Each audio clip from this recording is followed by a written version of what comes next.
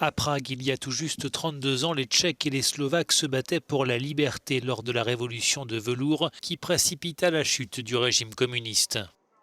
3 décennies après, les préoccupations ont changé, mais les inquiétudes autour des privations des libertés ont ressurgi avec la crise du Covid et son lot de restrictions, dénoncées comme ailleurs en Europe par une partie de la population. Des Tchèques ont profité de cette journée de commémoration pour faire entendre leur voix et poser cette question: où est la liberté quand il faut obligatoirement se vacciner pour voyager, aller au théâtre ou au restaurant? Même les communistes n'auraient pas osé faire ce qui se passe aujourd'hui, dit cette manifestante. Les gens n'ont vraiment plus aucune liberté. Restreindre les déplacements d'une région à l'autre, interdire aux enfants de faire du sport, d'aller à l'école, ce n'est pas la liberté. Le système totalitaire est de nouveau en marche.